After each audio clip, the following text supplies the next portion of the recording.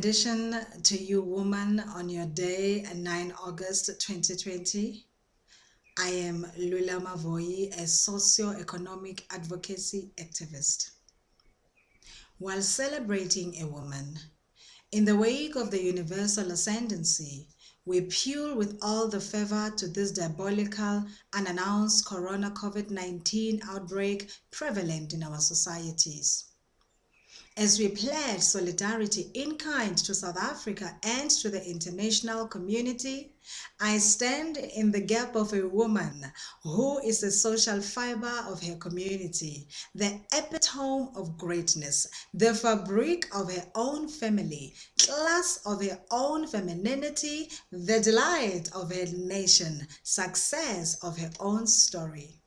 Quoting one woman who says, "The fruit of success is the economies of the circumference of man.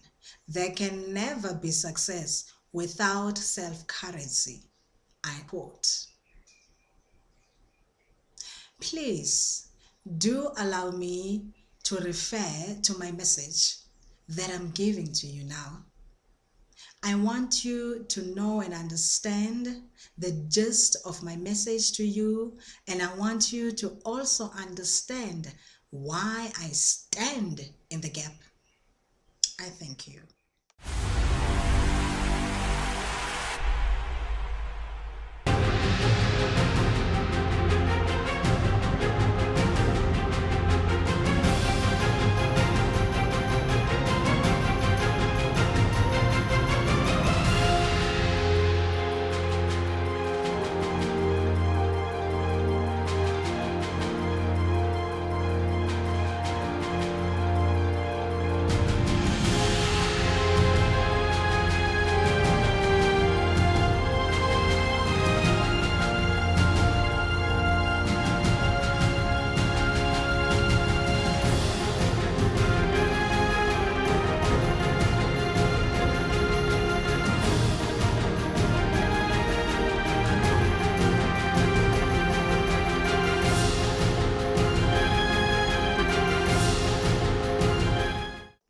I stand in the gap of all humanity, dedicating my breath to the human population constituting 7.8 billion across the globe, taking cognizance of day-to-day social struggles of a people in the hope to deliver social comfort, parity, tranquility, and impartial service to humanity.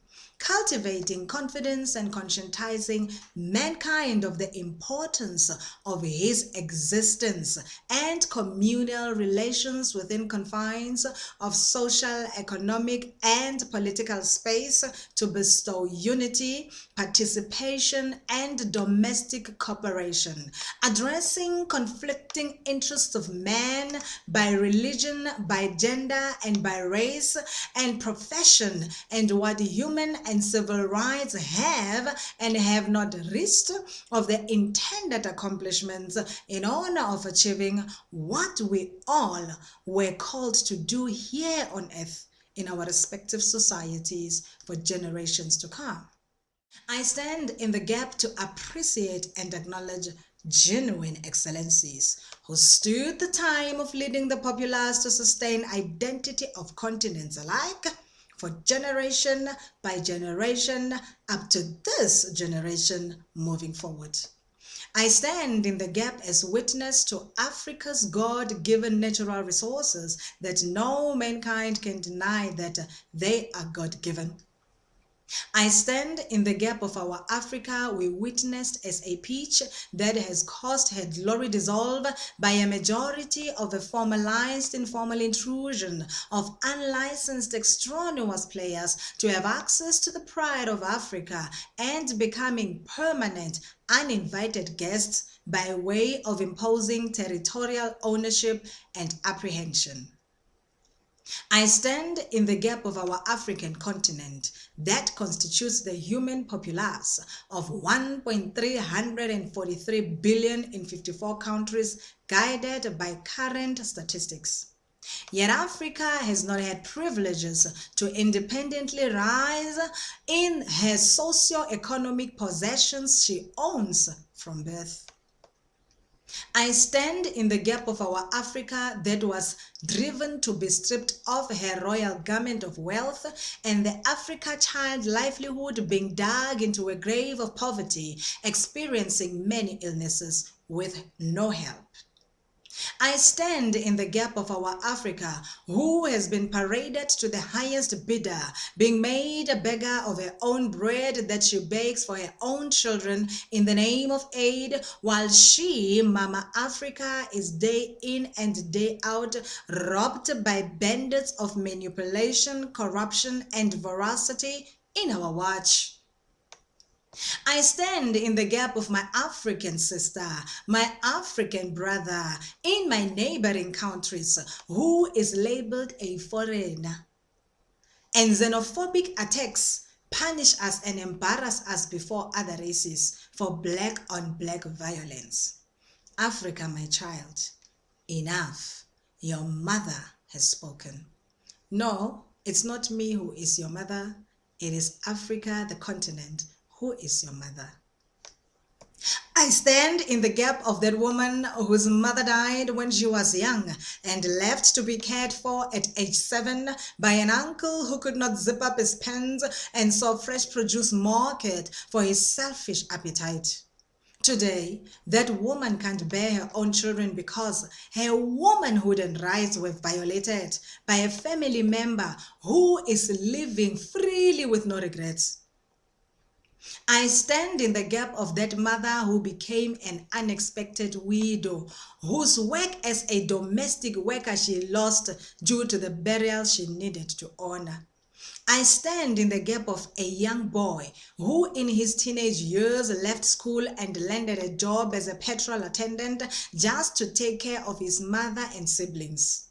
I stand in the gap of that high school girl whose teacher saw a girlfriend instead of a learner, and her future being terminated only to become pregnant at the age of 16. I stand in the gap of that man whose family poverty, living and social circumstances robbed him of his own personal freedom of having his own family and caused him to become both father to his father and father to his mother and father to his own brothers and sisters. I stand in the gap of that young lady who became a prostitute not by choice, but financial constraints caused her to, just for her university fees to be paid and her family to have food and shelter over their heads. I stand in the gap of that male, that female graduate who constantly send CVs for employment and are being told to sacrifice their bodies to bosses just to get that job. I stand in the gap of that boy living in the streets because he ran away from home from domestic violence and was robbed of his education, was robbed of his future, only to be parented by Nyaope and be comforted in the hands of a pedophile, a molester, a rapist, just for a plate of food. I stand in the gap of that girl child, boy child who's deprived to know his or her father because of family feud and unhealthy relationship. I stand in the gap of that family member who is rejected by own family because of different standing on spiritual and religious values and beliefs. I stand in the gap of a societal member who was unjustly incarcerated for a crime they did not commit and are sentenced to life imprisonment. I stand in the gap of that youth who was put in a juvenile penitentiary to receive discipline and is rejected and stigmatized by society. I stand in the gap of that gogo who lives in the deep rural village, who is still living in a shack with no warm clothes in winter season, no food and no access to mudende, ever since she casted her vote from 1994 South African general elections. I stand in the gap of unsung heroes and heroines of the struggle for freedom within the diaspora, whose families are left for struggling with no help.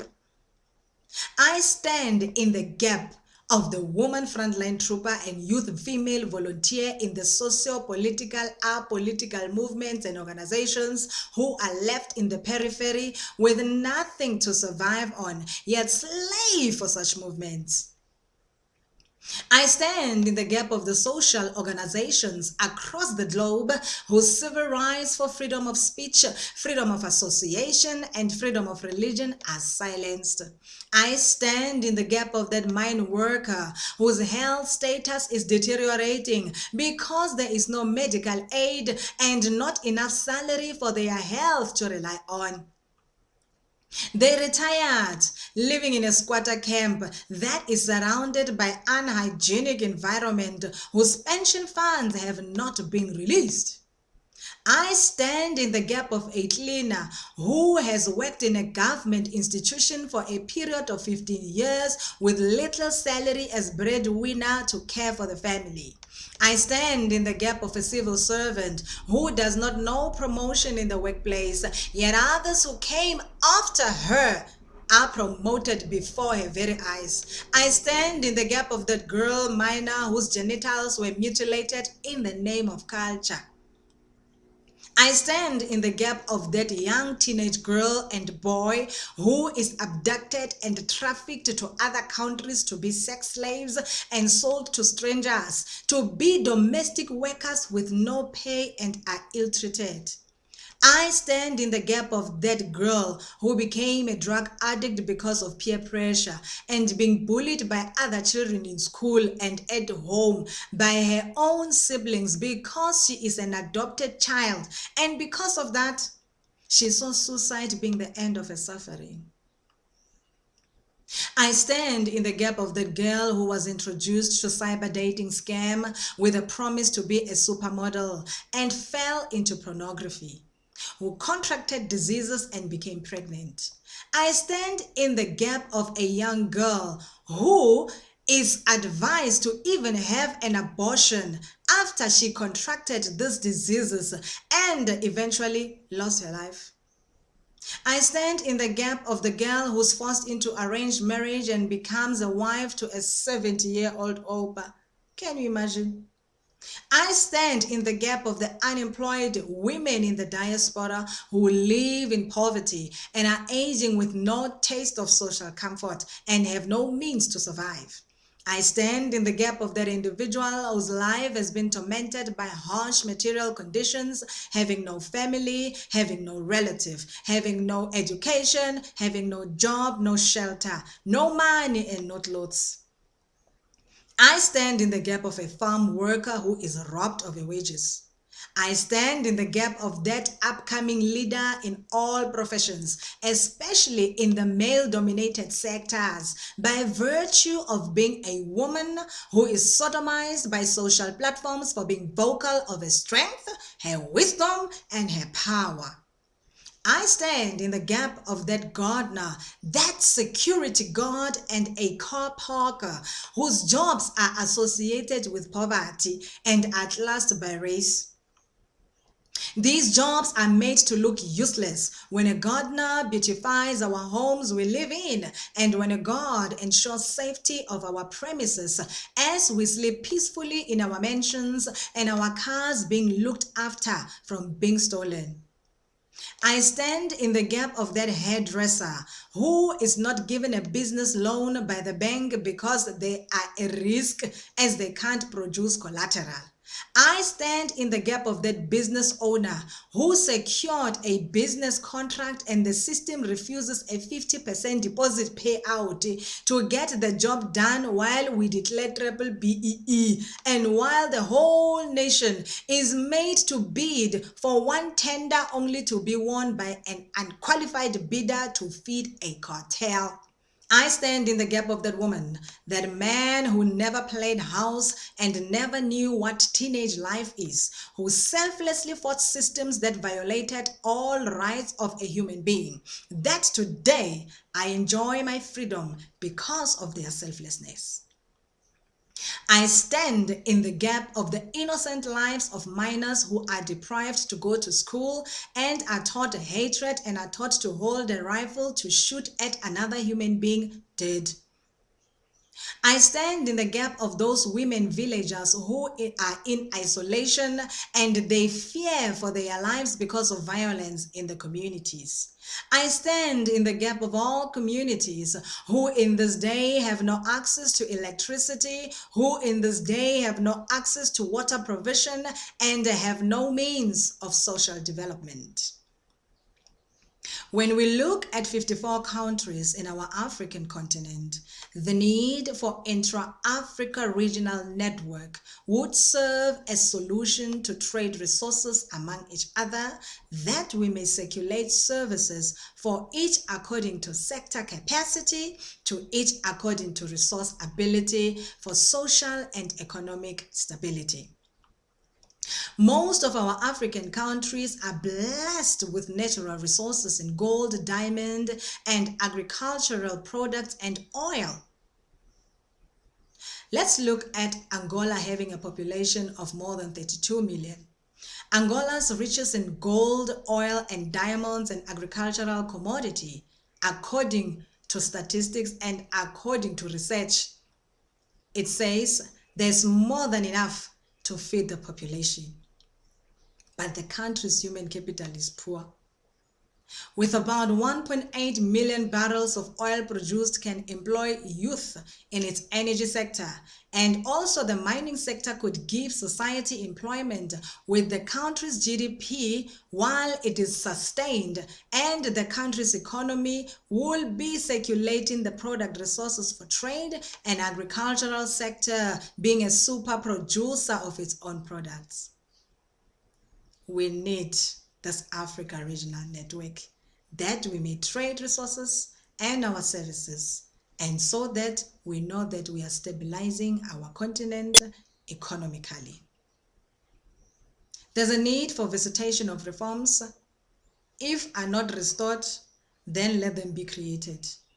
If they are not created, then let them be restored for implementation. And at least a 12-point plan to be actioned as a checklist to product commodities, especially on sectors that drive the economy of each country moving forward. Our foundation in its 39 infrastructure projects in South Africa, where job opportunities are being created from these projects, is to evangelize social comfort, to bring sustainable livelihoods and develop our people. Our plans are to action the Artisans program in the future, where we look at human productivity, mechanization, manufacturing, production, electronics, power, and technology, which forms part of the fourth industrial revolution. We aspire to have our youth to pursue training and leadership while they are stipend in the Artisans program of automation and have the program launched in the Northwest Province, South Africa. A percentage of the unemployed youth, according to Statistics South Africa, caused us to recommend and focus commencement of this program while being careful of the corona COVID-19 pandemic's human development restrictions and paying attention to economic activity. In the SADC region, we have Benin, Congo, DRC, and Brazzaville who have ties with us, and Swaziland to be on board soon, and others will follow for a strong foundation of the Africa Regional Network. We believe our vision to trade own resources by circulating services will impact positively for social and economic stability. Women and youth are considered for economic inclusion, of which we carefully conjugate each country's constitutional compulsion respectively. The RSWFF, which is funded by the European Union, focus on rural women for self-dependence, while during this period of COVID-19, we are committed to serve communities to abort a fetus called hunger that wants to show its head, which may give birth to unanimous social unrest.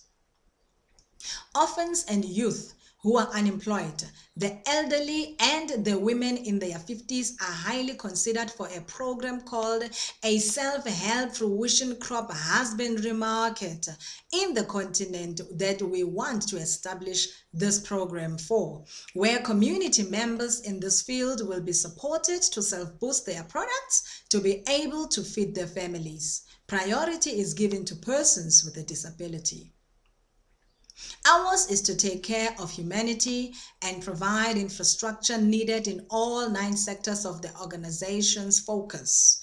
Honestly, we don't believe in giving handouts to the civic society, for we give a bad perception of how our country, South Africa, sees us into always receiving food parcels as if we are a poor nation. A big no. We are not a poor nation. South Africa is rich in all sectors driving the economy. It takes an individual like myself to stand in the gap of a people who are looked down as lowly and useless in our societies. Gangs are born from poverty. Cults are born from sacrificial offering in exchange for souls to avoid poverty.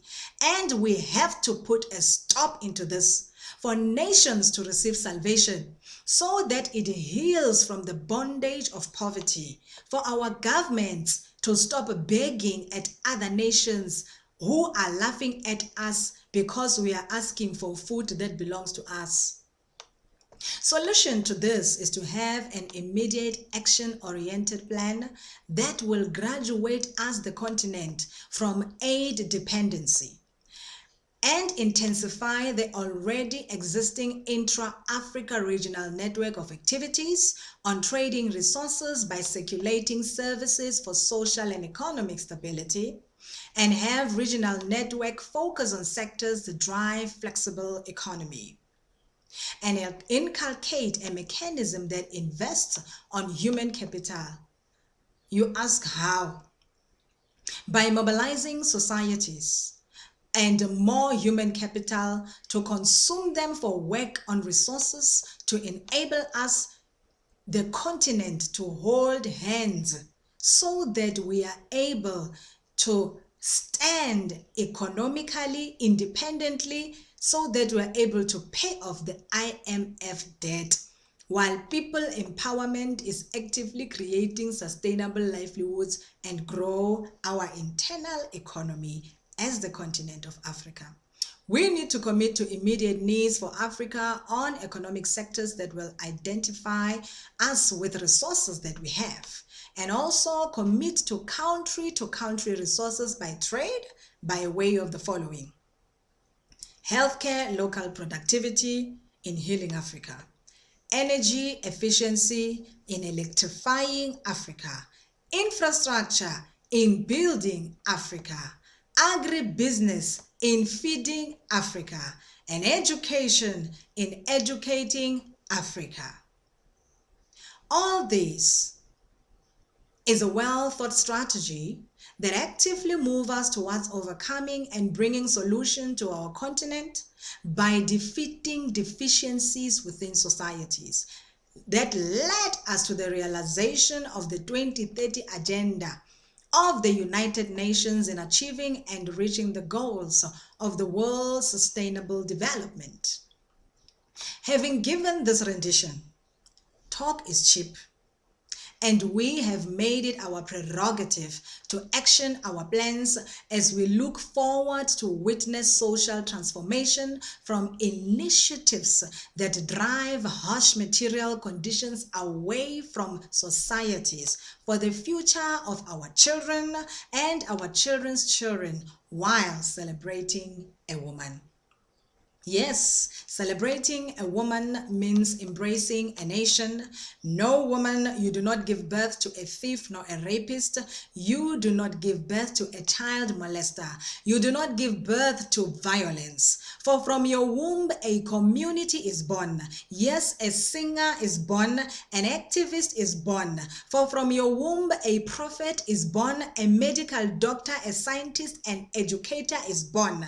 A nurse, soldier, prophet, professor is born, an engineer is born. For from your womb, a bank teller, an administrator, a radio TV personality is born, a newspaper editor, a therapist, an economist, an artist, an athlete is born, and a caregiver is born, and a priest is born. Because your breast, woman, miraculously produce milk as food to feed a life that testifies as human. Though soft but strong, your silkworm hands have strangely protected us from dangers surrounding us, and your invisible, intangible love has cheerfully raised us to be great women and men that we are today. Woman, we celebrate you today, not because it is your day described by a calendar, and no calendar shall limit our expression to honor you and to tell you how essential you are. But because today, nations are born out of you, leaders are born out of you. Without you, woman, there is no president of a country or an institution. Without you, there is no CEO or manager. Without you, there is no king and queen. Without you, there is no prince and princess. Without you, there is no encourager. Without you, there is no husband and wife. Without you, there is no comforter. Without you, there is no peace, and without you, there is no life. For you are the life bearer of humanity. Woman, you carry the power. The dangers you face, the hatred, deception, manipulation, and pretenders you face, the lies you face, and the abuse you face, woman, through it all, you always come victorious. Even when this corona COVID-19 novel pandemic, so offensive, has caused unrest within societies across the globe by snatching lives that you raised profoundly, you still safeguard the human race by expanding seed among nations. If I don't stand in the gap of a man or a boy on the day of celebrating you, woman, I would be an enemy of your identity. For you are the life bearer of humanity. You are the messenger of good news. For when a girl child, a boy child is born, we hear good news from you. Woman, you are celebrated.